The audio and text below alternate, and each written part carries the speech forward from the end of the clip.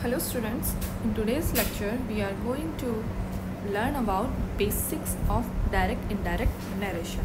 Direct indirect narration होता क्या है, इसको कैसे डायरेक्ट सेंटेंस को इनडायरेक्ट में कैसे चेंज करते हैं, उसकी जो जनरल रूल्स हैं वो आज हम पढ़ेंगे.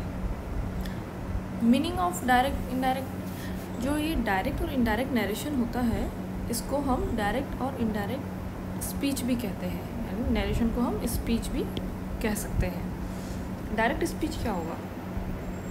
Indirect speech the actual words और एग्जैक्ट वर्ड्स, एक्चुअल जो वर्ड्स कहे गए हैं, जो एग्जैक्ट जो वर्ड्स बोले गए हैं स्पीकर ने, words of speaker are enclose in inverted comma और कोटेशन मार्क. तो ऐसे वर्ड्स को इन्वर्टेड कॉमा और कोटेशन मार्क में के बीच में उनको रखा जाता है. जैसे कि सेंटेंस में देखते हैं, he said I am going to college. जो एक्चुअल वर्ड्स स्पीकर ने कहे हैं I am going to college, उसको इन्वर्टेड कॉमास में क्लोज किया गया है. अब जो ये सेंटेंस है इसके भी टू पार्ट्स होते हैं. इसमें नरेशन में जो पार्ट विदाउट इन्वर्टेड कॉमा है, जैसे ही सैड, इसको हम रिपोर्टिंग वर्ब कहेंगे. एंड जो पार्ट इन्वर्टेड कॉमास में इनक्लोज्ड है उसको रिपोर्टेड क्लोज कहेंगे. अब जो ये सेंटेंस का ऑर्डर है या स्ट्रक्चर है वो चेंज भी हो सकता है. कैसे? वी आर हैप्पी, तो इन्वर्टेड कॉमास पहले आ गए, then the said to me. तो वी आर हैप्पी जो इन्वर्टेड कॉमास में जो क्लोज आ रहा है उसको क्लोज वही रहेगा, ऑर्डर चाहे चेंज हो गया हो, रिपोर्टेड क्लोज ही कहलाएगा. इसी तरह से दे सैड टू मी, ये रिपोर्टिंग वर्ब ही कहलाएगा. इनडायरेक्ट स्पीच क्या होता है? indirect speech the actual words of the speakers are changed. जो actual words होंगे स्पीकर के वो चेंज हो जाएंगे. रीज़न क्या है इसका चेंज होने का? The reason for change in actual words is that the actual words have been spoken by the speaker in past. because जो actual words हैं वो स्पीकर के द्वारा कब बोले गए हैं? इन पास्ट में बोले गए हैं. hence narrating in present, क्योंकि अब इसको प्रेजेंट में नरेटिंग करना है तो it will be requirement to change the tense of the actual words. तो ये रिक्वायरमेंट होता है इनडायरेक्ट स्पीच में उसको टेंस को चेंज करने का. जैसे कि ऊपर हमने सेंटेंस लिया था, he said I am going to college.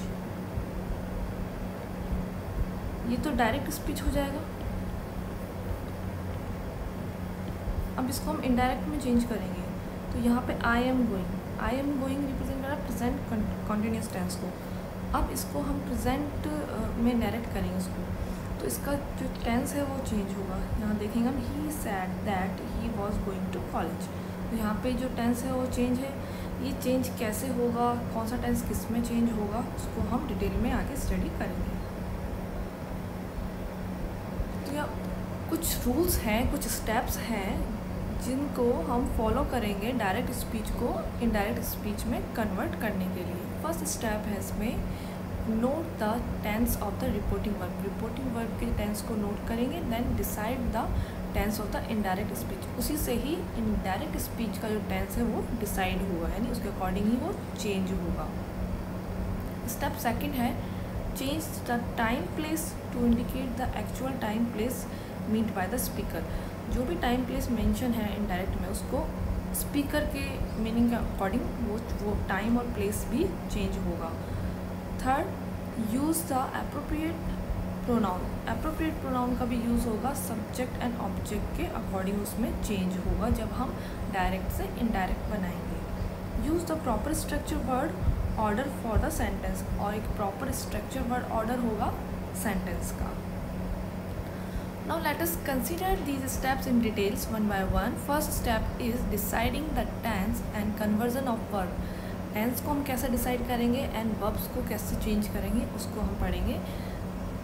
Sentence है एक, Jess said I go to the gym every day. दूसरा सेंटेंस है Jay says I go to the gym every day. दोनों ही सेंटेंस सेम है, बस एक में सैड आ रहा है, एक में सेज आ रहा है। तो इसका मतलब क्या है, इन फर्स्ट टेंस जो सेंटेंस है वो किसको रिप्रेजेंट कर रहा है, वो कर रहा है एक्शन जो कि पास्ट का, इसलिए उसमें पास्ट टेंस का यूज़ होगा और उसमें टेंस भी चेंज होगा। लेकिन जैसे सेज सेकंड वाले में सेज आ रहा है, तो ये सेज आ रहा है, ये रिपोर्टिंग वर्ब में प्रेजेंट टेंस को रिप्रेजेंट कर रहा है। इसमें आगे जो टेंस में कोई भी चेंज नहीं होगा। इसको हम डिटेल में आगे पढ़ेंगे। रूल्स है इसका first, all the verbs must be in corresponding past. Corresponding past में होनी चाहिए वर्ब्स टेंस में, if the reporting verb in the past tense, अगर वो रिपोर्टिंग वर्ब पास्ट टेंस में है। जैसे Jay said I go to the gym every day, तो जय सैड का सैड, दैट कनेक्टिव लगा दिया, इन्वर्टेड कॉमा हट जाएगा यहाँ से।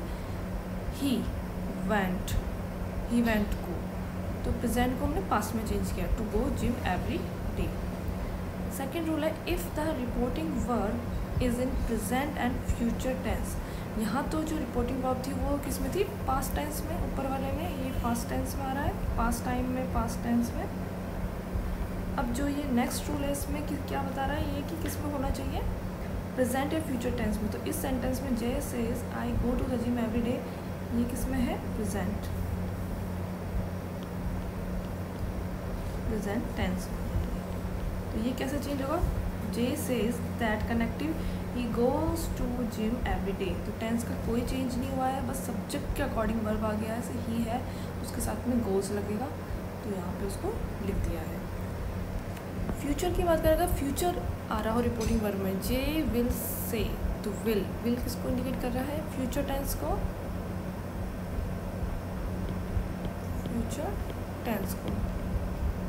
आई go to the gym every day, तो J will say that he goes to gym every day. तो हम देख रहे हैं टेंस का कोई चेंज नहीं हो रहा है, जहाँ अगर सैड आएगा तब टेंस में चेंज होगा, यानी पास्ट आने पर टेंस में चेंज होगा।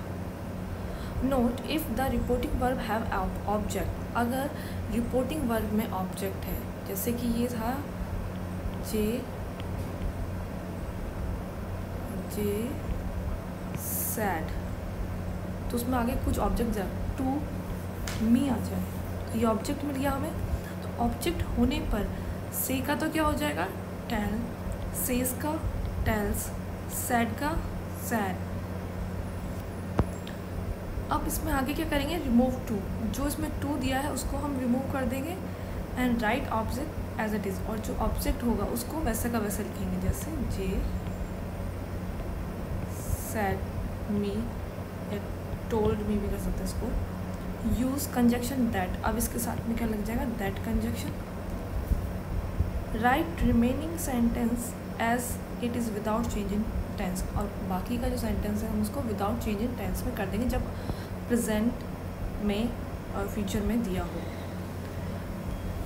जैसे कि सेंटेंस समझते हैं इसको, Nisha says to me I go to the morning walk, Nisha tells me that she goes to morning walk.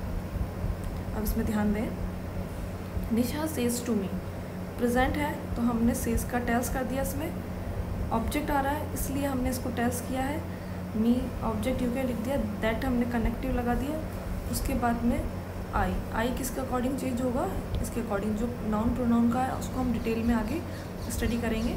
She goes to the morning every day, tense हमने चेंज नहीं किया है क्योंकि ये किस में है, प्रेजेंट में है।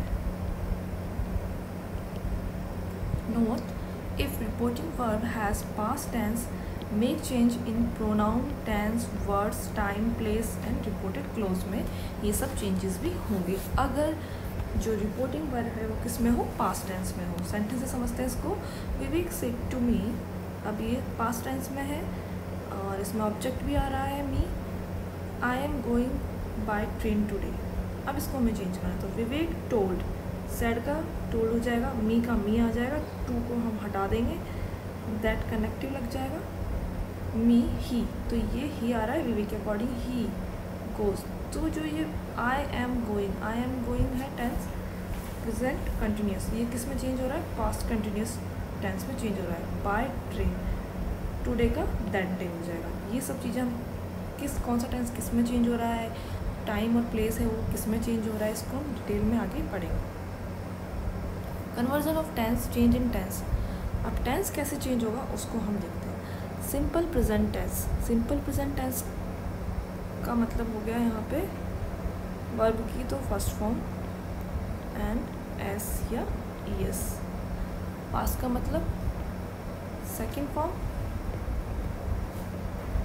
एंड डिड, यानी जो प्रेजेंट सिंपल टेंस है वो किस में, पास्ट सिंपल टेंस में चेंज हो जाएगा। प्रेजेंट कंटिन्यूस टेंस यानी इज, एम, आर, ये किस में चेंज होगा, वॉज, वर, आईएनजी तो लगी रही।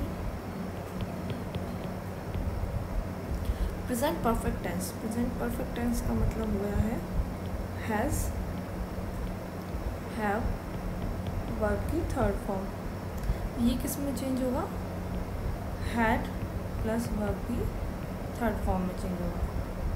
प्रेजेंट कंटिन्यूस टेंस यानी has been, have been, ing plus verb की फर्स्ट फॉर्म, तो ये किस में चेंज हो जाएगा, हैड बीन में, यानी पास्ट परफेक्ट टेंस में had been plus ING plus verb की first form. Simple past tense आ जाए यानी सेकंड फॉर्म आ जाए या डिड आ जाए, ये किस में चेंज होगा, पास्ट परफेक्ट में। पास्ट परफेक्ट का मतलब हैड प्लस थर्ड।